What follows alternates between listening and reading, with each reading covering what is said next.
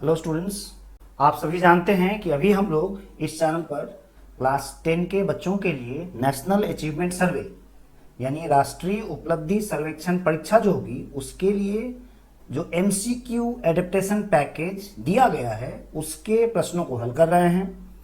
उसी सीरीज में आज हम लोग क्लास 10 के भौतिक विज्ञान के विषय में जो प्रश्न दिए गए हैं उन प्रश्नों को हल करेंगे। इससे पहले हमने क्लास 10 के MCQ एडेप्टेशन पैकेज के तहत गणित की विषय को हल किया था और मैं आशा करता हूं आपने उस वीडियो को जरूर देखा होगा और आपको वह पसंद भी आया होगा। साथ ही साथ यह वीडियो भी आपको अच्छा लगे, हमारी यही कोशिश रहती है। और यह चैनल अगर आपने सब्सक्राइब नहीं किया है तो इस चैनल को जरूर सब्सक्राइब कर लें ताकि इसी तरह के महत्वपूर्ण वीडियोज आपको मिलते रहें। चलिए चलते हैं प्रश्न के हल की तरफ। पहले प्रश्न में हमें दिया गया है निम्नलिखित में से कौन ग्रीन हाउस गैस है। यहाँ 4 नाम दिए गए हैं, इन 4 नामों में से ग्रीन हाउस गैस जो है उसे हमें टिक करना है। तो पहले इसको हम लोग जान लें कि कुछ ग्रीन हाउस गैसें जो हमारी किताब में दी गई हैं उसमें है कार्बन डाइऑक्साइड, मीथेन और नाइट्रस ऑक्साइड। आप लोग यहाँ देख पा रहे हैं हम लोगों को नाइट्रस ऑक्साइड यहाँ है और यहाँ नाम में सी ऑप्शन में नाइट्रस ऑक्साइड दिया गया है। हमारा आंसर है ऑप्शन सी, नाइट्रस ऑक्साइड। प्रश्न संख्या 2, ऑक्सीजन के संबंध में गैस का वाष्प घनत्व 1.5 है। गैस का आणविक द्रव्यमान या आणविक भार कितना होगा? तो इस संबंध में हम लोग जानते हैं कि किसी भी गैस का आणविक भार गैस के वाष्प घनत्व का 2 गुना होता है। तो यदि हमारा ऑक्सीजन के संबंध में गैस का वाष्प घनत्व 1.5 है तो उसका अनुभार जो होगा वो होगा 2 गुना 1.5 यानी ये होगा 3 ग्राम प्रति मोल। प्रश्न संख्या 3, यदि किसी वस्तु को उत्तल लेंस के फोकस के भीतर रखा जाता है तो बनने वाला प्रतिबिंब कैसा होगा? तो इस चित्र में आप देख पा रहे हैं कि AB जो वस्तु है उस वस्तु को उत्तल लेंस के फोकस से कम दूरी पर रखा गया है। तो यहाँ इस वस्तु का जो प्रतिबिंब है वो हमें A' के रूप में मिल रहा है। यह प्रतिबिंब सीधा है और काल्पनिक है। तो हमारा जो उत्तर है वो है आभासी और सीधा यानी ऑप्शन डी। प्रश्न संख्या 4, फोकस दूरी f सेंटीमीटर वाले एक गोलीय दर्पण की वक्रता त्रिज्या क्या है? तो हम लोग जानते हैं किसी भी गोलीय दर्पण के वक्रता त्रिज्या और फोकस दूरी में संबंध है R = 2 × f यानी 2 गुना फोकस दूरी, ये होता है वक्रता त्रिज्या का मान। तो हमारा जो आंसर है वो है 2f सेंटीमीटर। चलते हैं प्रश्न संख्या 5 की तरफ। प्रश्न संख्या 5 हमें कह रहा है कि प्रकाशीय किरणें हवा से कांच में प्रवेश करती हैं। लाल, नीले, हरे और बैंगनी प्रकाश में कांच का वर्तनांक किस रंग के प्रकाश के लिए सबसे अधिक होगा? तो हम लोग जानते हैं कि कांच का जो वर्तनांक है वह बैंगनी रंग के लिए सबसे अधिक होगा। प्रश्न संख्या 6, 3 जलीय घोलों A, B और C का pH क्रमशः 3, 9 और 6 है। इन घोलों की बढ़ती हुई अम्लता का क्रम क्या है? तो इसको समझने के लिए सबसे पहले हमें pH स्केल के बारे में जानना होगा। इस pH स्केल में देखो 7 जो है वह न्यूट्रल तत्वों को, न्यूट्रल यौगिकों को बताता है। यानी जिन तत्वों का pH वैल्यू 7 है वह न्यूट्रल यौगिक होते हैं।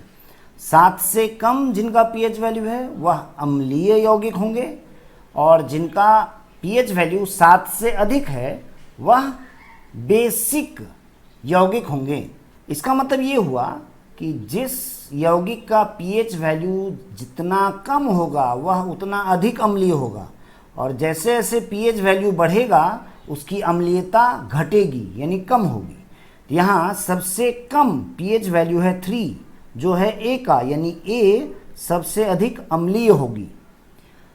3 से अधिक है 6 यानी C जो है वह कम अम्लीय है A की कंपैरिजन में, यानी A की तुलना में C कम अम्लीय है। और सबसे अधिक pH वैल्यू है 9 जो B का है, यानी B जो है वह A और C इन दोनों से ही कम अम्लीय यौगिक है, यानी हमारा आंसर है ऑप्शन बी। प्रश्न संख्या 7, तापीय चालकता की SI इकाई क्या है?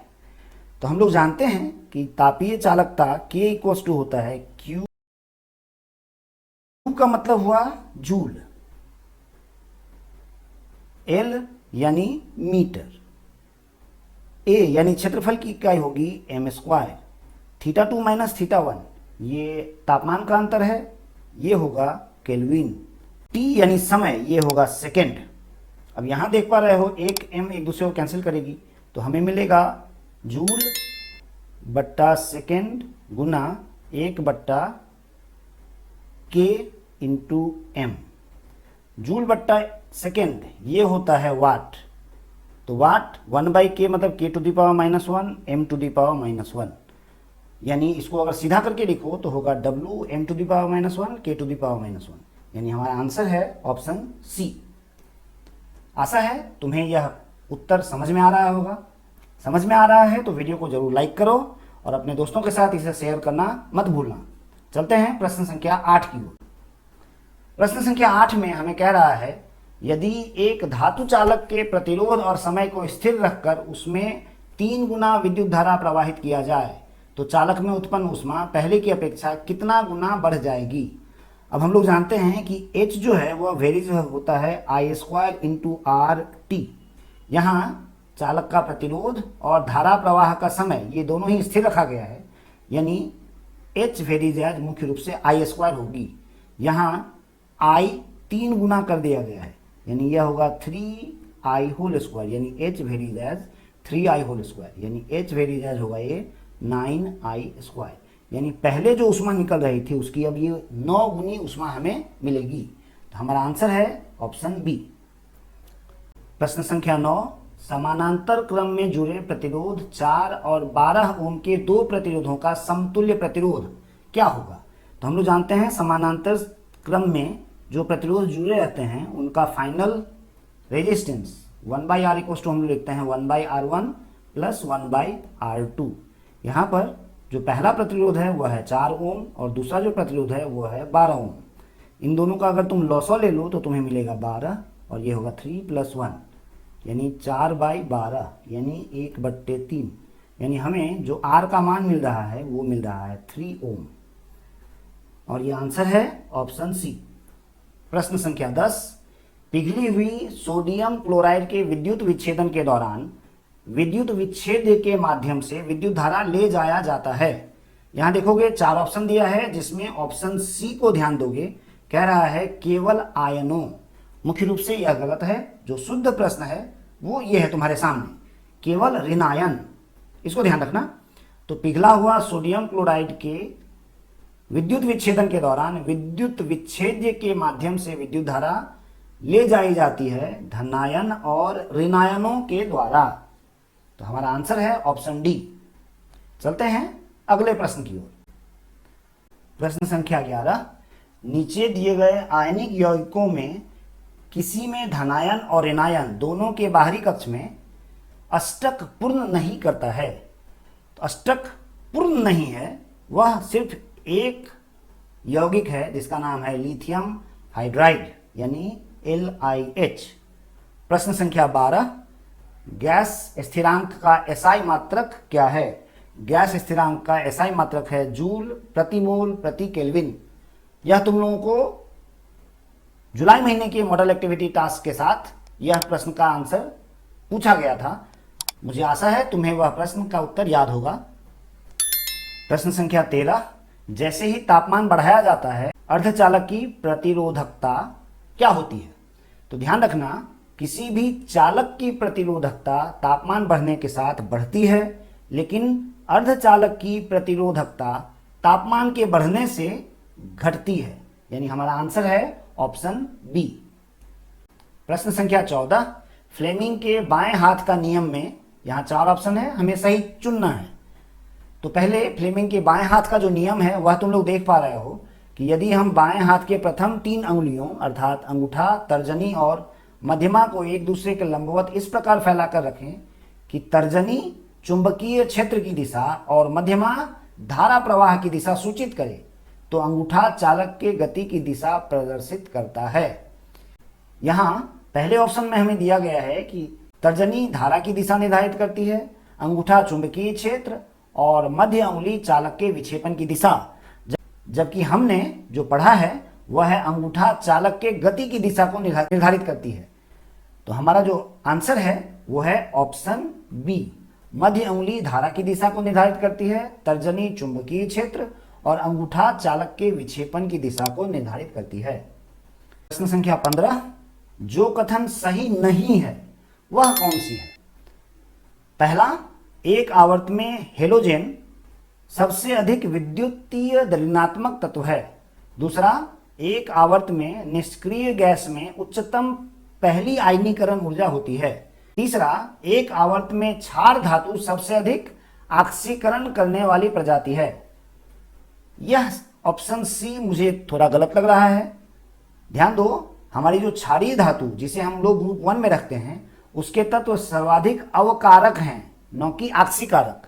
तो हमारा जो आंसर है वो है ऑप्शन सी, जिसमें दिया गया है कि क्षारीय धातु सबसे अधिक ऑक्सीकारक हैं, जो गलत है। क्षारीय धातु सबसे अधिक अवकारक होते हैं। तो यह कथन है जो सही नहीं है। चलते हैं प्रश्न संख्या 16 की ओर। प्रश्न संख्या 16 में हमें कह रहा है कि 24 ग्राम कार्बन के पूर्ण दहन से प्राप्त कार्बन डाइऑक्साइड के एसटीपी का आयतन है। कार्बन डाइऑक्साइड का मतलब है CO2। कार्बन का जो अणुभार है वो है 12। तो हम लोग जानते हैं कि 12 ग्राम कार्बन में जो CO2 निकलता है उसका आयतन होता है 22.4 लीटर। यहां हमें कह रहा है कि 24 ग्राम कार्बन में, यानी कार्बन की मात्रा पहले की 2 गुनी हुई है, तो उसका आयतन भी क्या होगा 22.4 का 2 गुना, यानी 44.8 लीटर। यह है हमारा आंसर। प्रश्न संख्या 17, यौगिक CH3CHOHCH3 का IUPAC नाम क्या है? इसको पहले देख लो। CH3CHOHCH3, इसका जो स्ट्रक्चरल फॉर्मूला है कुछ इस तरह का होगा। इसमें हम अगर कार्बन चेन का सबसे लंबा कार्बन चेन खोजें तो इसे कुछ इस प्रकार हम नंबरिंग कर सकते हैं, जिसमें OH फंक्शनल ग्रुप है। OH का मतलब हुआ ओल। इसमें 3 कार्बन चेन है तो ये होगा प्रोपेन। इसके अलावा OH कहाँ है? 2 नंबर कार्बन चेन के साथ है, यानी ये होगा प्रोपेन 2 ओल, यानी हमारा आंसर है ऑप्शन बी। प्रश्न संख्या 18, वह यौगिक जो ब्रोमीन कार्बन टेट्राक्लोराइड अभिकर्मक को रंगहीन बना देता है। अब ब्रोमीन कार्बन टेट्राक्लोराइड को रंगहीन वे सभी तत्व बनाते हैं जो अनसैचुरेटेड होते हैं, जिनमें डबल बॉन्ड या ट्रिपल बॉन्ड होता है। वे यौगिक ब्रोमीन कार्बन टेट्राक्लोराइड को रंगहीन बना देते हैं, यानी जो यौगिक उसे रंगहीन नहीं बना पाएगा वह कौन सी होगी? वह होगी सैचुरेटेड कार्बन जो है, यानी सैचुरेटेड यौगिक जो है।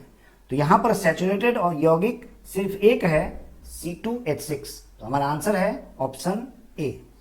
इसके साथ ही इस सीरीज के अंतिम प्रश्न को हमने हल कर लिया। मुझे आशा है तुम्हें यह वीडियो अच्छा लगा होगा। अच्छा लगा है तो अपने दोस्तों के साथ इसे शेयर करना मत भूलो। कुछ कहना है कमेंट अवश्य करो और वीडियो को लाइक जरूर करना। मिलते हैं हम लोग अगले वीडियो में। Thanks for watching this video.